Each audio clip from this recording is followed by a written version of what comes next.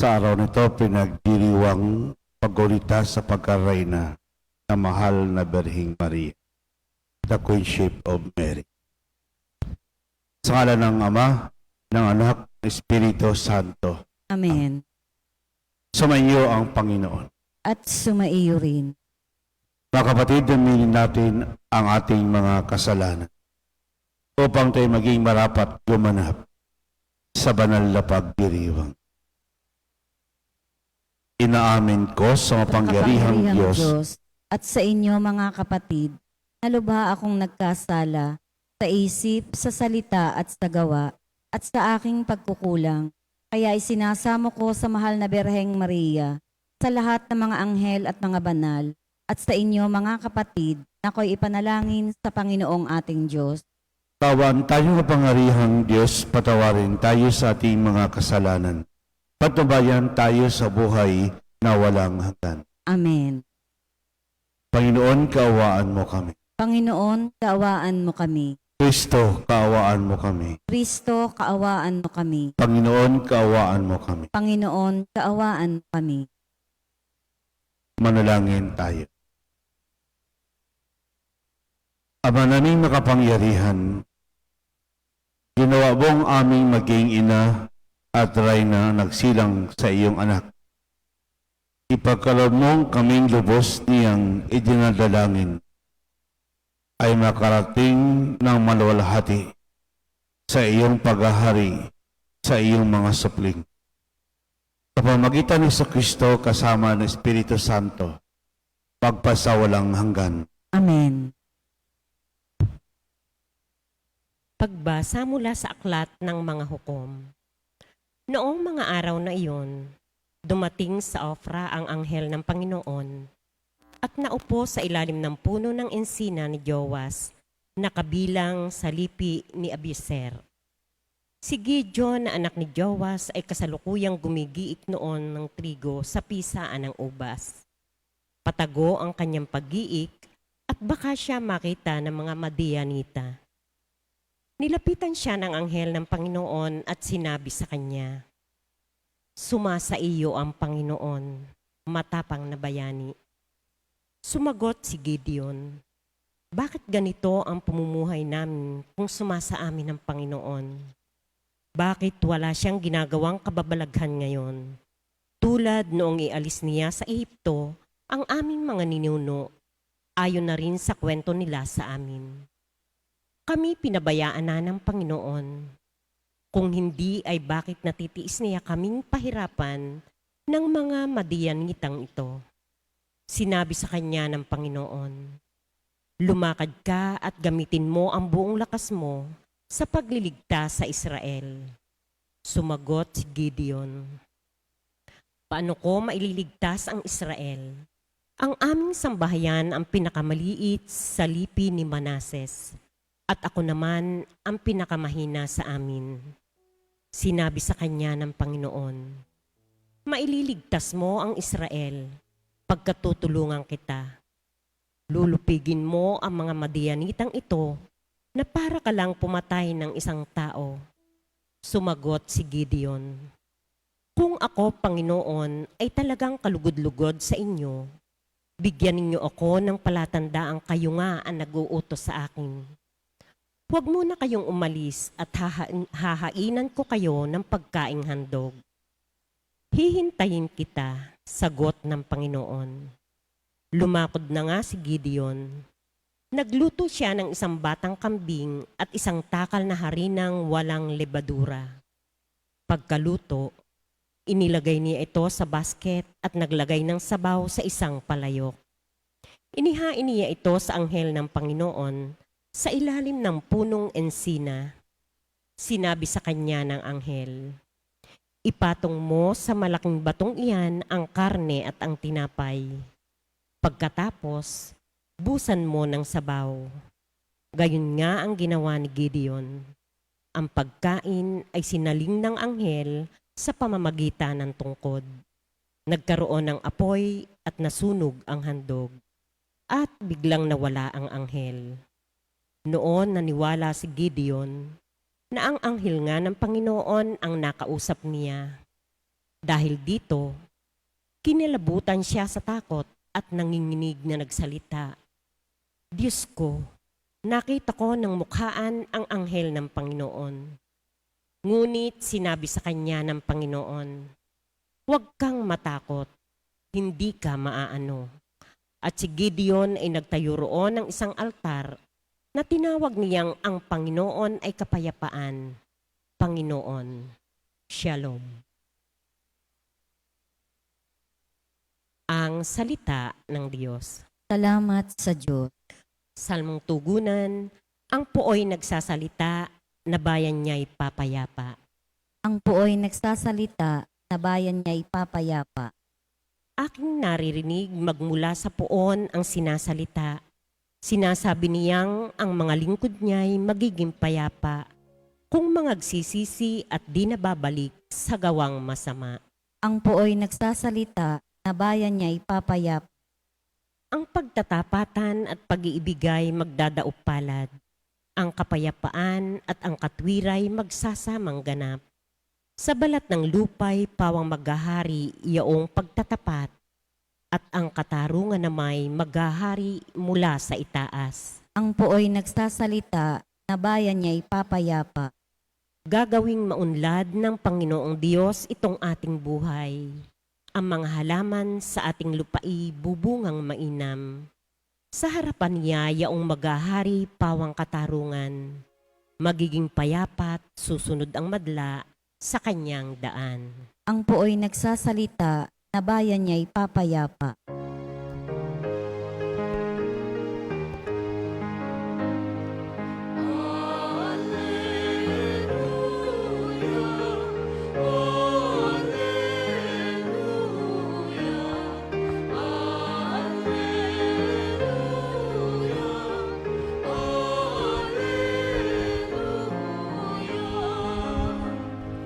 Si Kristo ay naging dukha upang tayo'y mananaganap sa bigay niyang pagpapalang.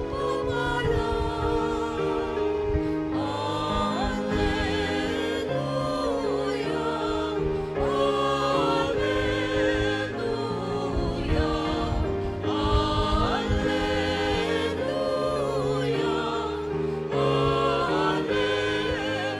Alleluia.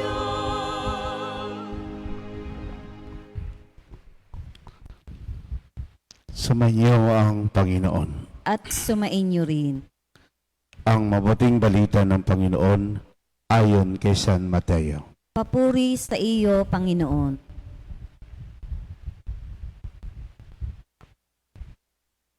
Nang panahon yun, sinabi ni Jesus sa kanyang mga alagad, sinasabi ko sa inyo, napakahirap papabilang ang mayayaman sa pinagharian ng Diyos.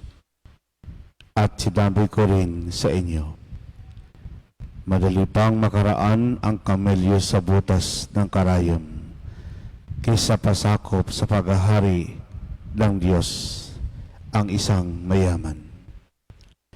Nagtaka ang mga alagad na marinig ito, kaya't naitanong nila, kung gayon, sino po ang maliligtas?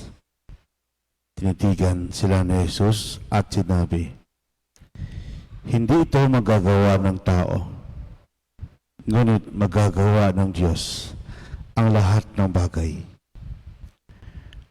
At nagsalita si Pedro, tingnan po ninyo, iniwan namin lahat at kami sumunod sa inyo.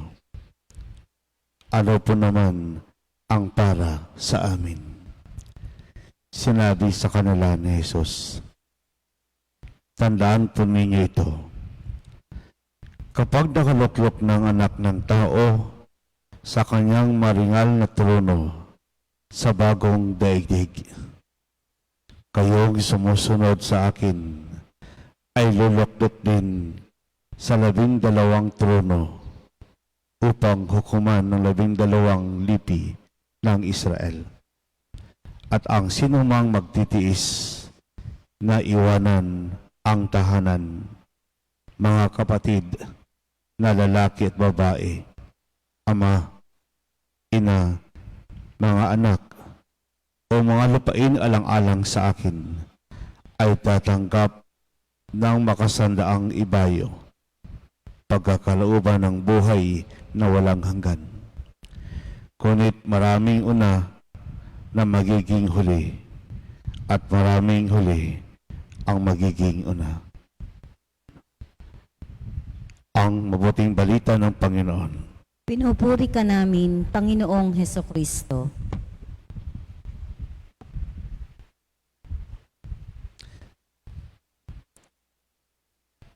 Magandang umaga po sa lahat.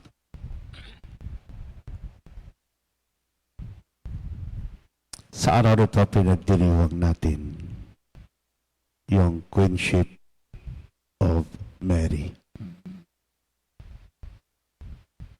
The crown does not come without the cross. Every victory, every triumph, every winning and success happens after a long battle over discipline and regularity of work and sacrifice. Hindi po bumubukal ang korona.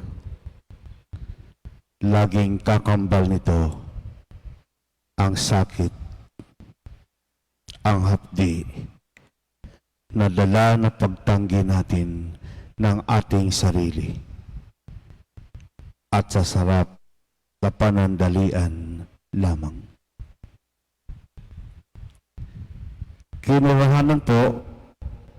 Kinunahan po si Maria pagkatapos ng mahaba at panlulumong pagpasa ng krus sa buhay. The mission is not easy. The journey is not easy. It was never a walk in the garden of roses. Ang daming pagsubok, ang daming problema, ang daming mga sacrifices along the way. Ang dami pong crossroads sa buhay. Sa buhay po natin,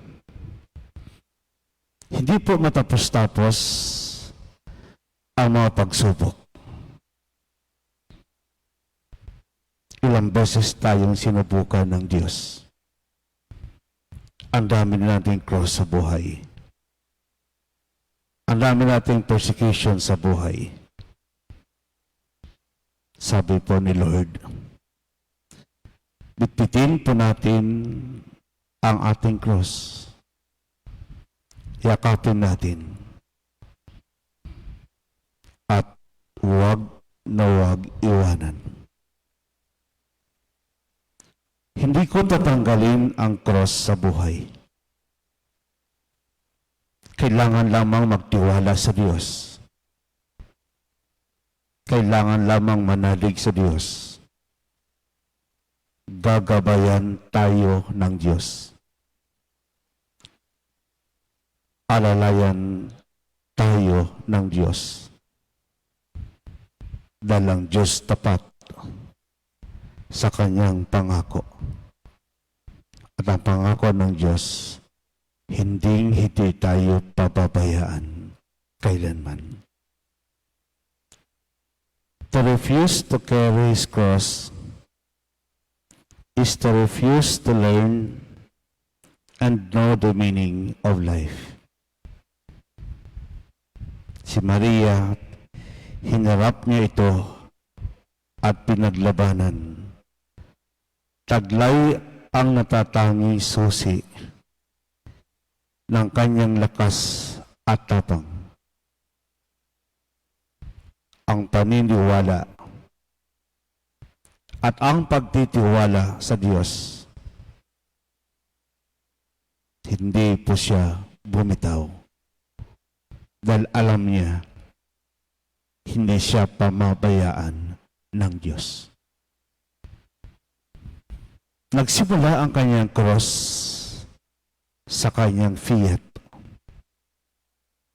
Sabalit ang tanging nasabi niya, I am the handmaid of the Lord. Be it done to me according to your word. Bitbit ni Maria ang kanyang cross. Hindi po siya bumitaw. Bitbit niya ang cross sa kanyang puso. Today, she is crowned in glory and reaping the beauty of every sacrifices she endured in her lifetime. Tunay kang halimbawa at dapat tularan, Inang Maria. Amen.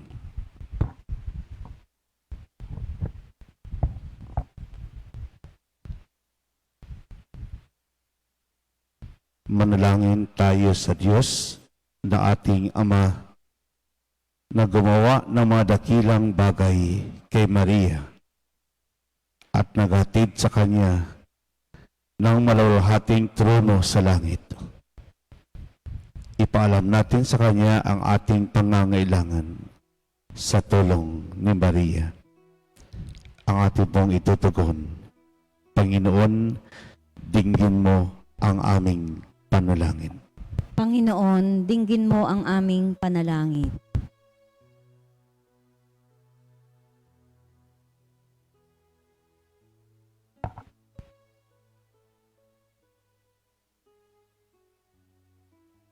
Tulad ni Maria, naway magpatotoo ang simbahan sa mapagligtas na pag-ibig ni Kristo. Manalangin tayo sa Panginoon. Panginoon, dinggin mo ang aming panalangin. Ang mga pamahalaan, naway makinig sa tinig ng Diyos, simbahan na nanawagan, sugpuin ang hindi pantay-pantay na paglago ng pagkabuhayan na siyang namamayani sa pagitan ng mga tao at mga bansa. Manalangin tayo sa Panginoon. Panginoon, dinggin mo ang aming panalangin. Tulad ni Maria, naway maging matatag tayo sa panalangin at sa pagnanais na matupad ang plano ng Diyos para sa ating kaligtasan. Manalangin tayo sa Panginoon. Panginoon, dinggin mo ang aming panalangin. Ang mga dukha at may sakit, naway makatanggap mula sa bayan ng Diyos ang tulong at pagtataguyod na kailangan nila. Manalangin tayo sa Panginoon. Panginoon, dinggin mo ang aming panalangin. Ang mga namatay kasama ni Kristo, naway muling buhayin, kasama niya sa isang bago at ganap na buhay. Manalangin tayo sa Panginoon. Panginoon, dinggin mo ang aming panalangin. Ama ng kalawatian at kapangyarihan, sa pamagitan ng aming Reyna, ang pinagpalang Berhing Maria, ipagkaloob mo ang mga kahilingang idinudulog namin sa iyo, sa pamagitan ni Kristo na aming Panginoon. Amen.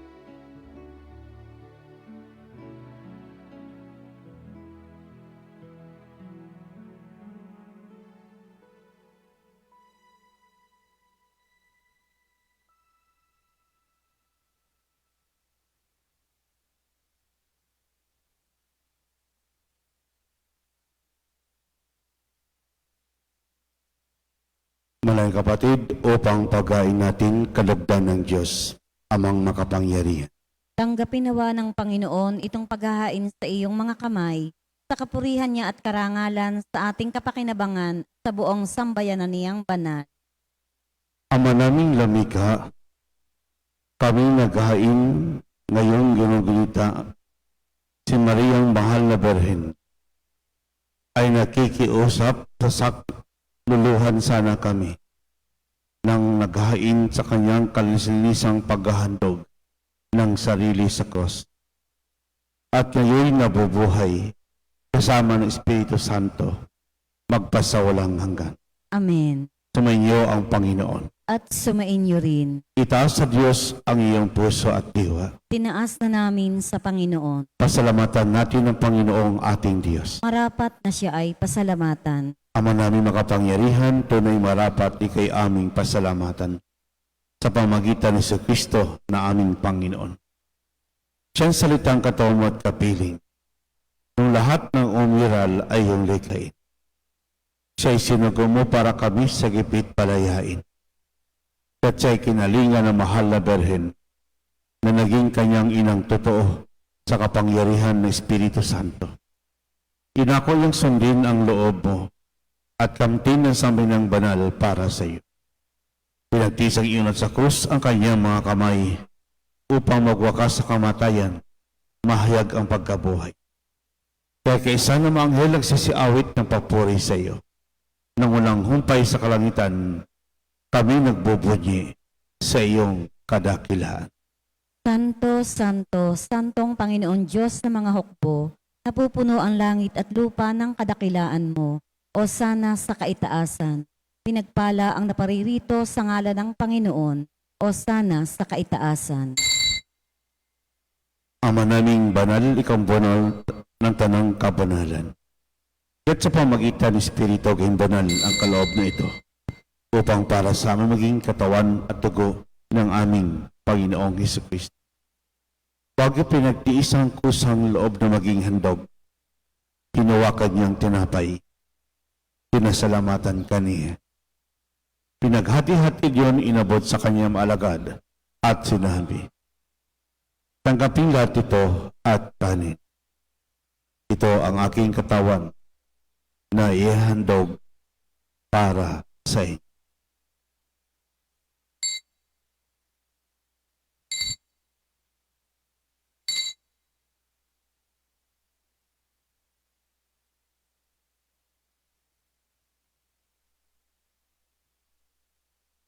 Yan din naman nang matapos ang hapunan, hinawakan niyang kalis, muli kang pinasalamatan.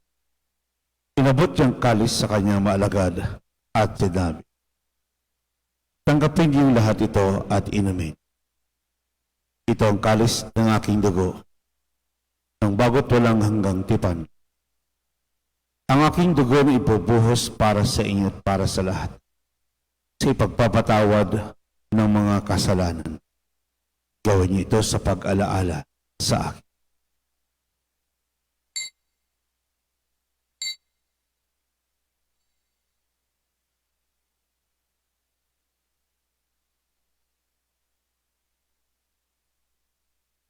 Ipagbunyi po natin ang misteryo ng pananampalataya. Si Kristo'y namatay, si Kristo'y nabuhay, si Kristo'y babalik sa wakas ng panahon. Ang mga ginagawa namin ngayon pag-alala sa pagkamatay at muling pagkabuhay na iyong anak. Kaya tinaalay namin sa iyo ang tinapay nagbibigay buhay at ang kalis ng kakaloob ng kaligtasan. Kami nagpapasalamat dahil kami iyong minarapat na tumayo sa harap para maglingkod sa iyo. Isinasamo namin kami magsalo-salo sa katawan at dugo ni Kristo ay mabuklod sa pagkakaisa sa pamagitan ng Espiritu Santo. Amaling api mo simbahang laganap sa buong daigdig. Alalahanin mo rin kapatid namin na imlay na may pag-asang sila'y muling mabubuhay. Yun lahat ng mga pumanaw. Kawaan mo sila at patuloyin sa iyong kaliwanagan. Kawaan mo pagdapating kami lahat makasalo sa iyong buhay na walang wakas. Kaisa naman na Birheng Maria, Ina ng Diyos. Kaisa ng mga apostol at lahat ng mga banal na namuhay dito sa daigdig ng kalugod-lugod sa iyo. Ipagdiwang nawa namin ang pagpupuri sa kararangal mo sa pamagitan ng iyong anak na aming Panginoong Jesucristo. Sa pamagitan ni Kristo, kasama niya sa Kanya, lahat ng parangal at papuri sa iyo, Diyos ang makapangyarihan, kasama ng Espiritu Santo, magpasawalang hanggan.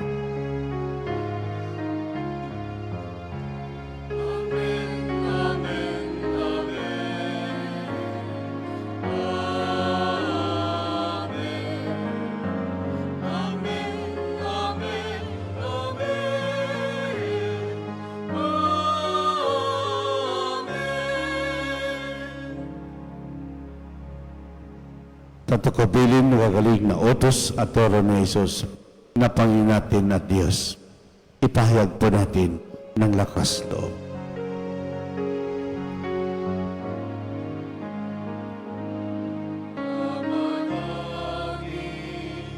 Sumasalangit ka, sambahin ang ngalan mo. Mapasa amin ang kaharian mo, sundin ang loob mo. Dito sa lupa, paralang sa langit, bigyan mo kami ngayon ng aming kakanin sa araw-araw at pagtawarin mo kami sa aming mga sala para ang pagpapatawad namin sa nagkakasala sa amin. At huwag mo kaming ipahintulot sa tukso, at ianyag mo kami sa lahat ng masama. Hingin namin kami ay Diyos sa lahat ng masama, pagkalooban ng kapayapaan araw-araw. Iligtas sa kasalanan, ilayo sa lahat ng kapahamakan. Samantalang aming pinanabikan, dakilang araw ng pagpapahayag ng tagapagligtas naming si Jesucristo. Sapagkat iyo ang kaharian at ang kapangyarihan at ang kapurihan magpakailanman. Amen. Panginoon Jesucristo, sinabi mo sa iyong apostol, kapayapaan iniwan ko sa inyo. Ang aking kapayapaan ibinibigay ko sa inyo. Tunguhin mo ang aming panampalataya at huwag ang aming mga pagkakasala. Pagkalooban mo kami ng kapayapaan at pagkakaisa, ayon sa kalooban kasama ng Espiritu Santo, magpasawalang hanggan. Amen. Ang kapayapaan ng Panginoon ay laging sumainyo. At sumaiyo rin. Magbigayin po tayo ng kapayapaan sa isa't isa. Peace be with you. Good morning po sila. Kordero ng Diyos na nag-aalis ng mga kasalanan ng sanlibutan, maawa ka sa amin. Kordero ng Diyos na nag-aalis ng mga kasalanan ng sanlibutan, maawa ka sa amin. Kordero ng Diyos na nag-aalis ng mga kasalanan ng sanlibutan, ipagkaloob mo sa amin ang kapayapaan.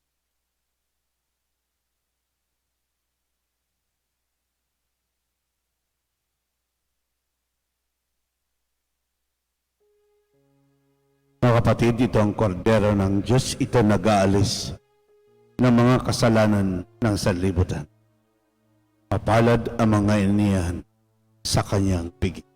Panginoon, hindi ako karapat-dapat na magpatuloy sa iyo, ngunit sa isang salita mo lamang ay gagaling na ako.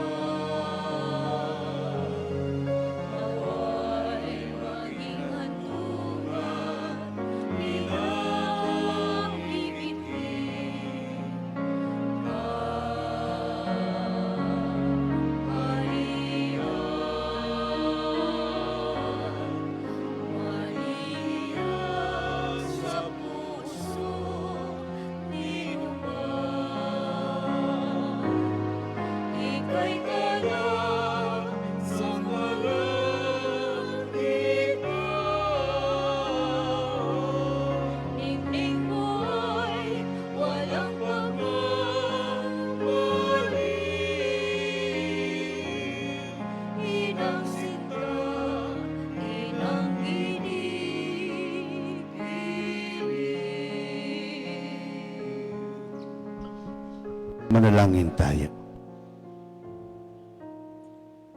Ama naming mapagmahal, kaming nakinabang sa haing nagbibigay buhay. Sa paggunita kay Bariyang Birheng Mahal, nakikiusap na umantong nawa sa pagsasalo, sa piging kailanman sa piling mo. Sa pamagitan ni Jesucristo kasama ng Espiritu Santo, magpasawalang hanggan. Amen. Sumainyo ang Panginoon. At sumaiyo rin. Pagpalain kayo ng kapangyarihang Diyos, ang Ama, Anak at Espiritu Santo. Amen. Pumaiking taglay ang kapayapaan upang ang Panginoon ay mahalin at paglingkuran. Salamat sa Diyos.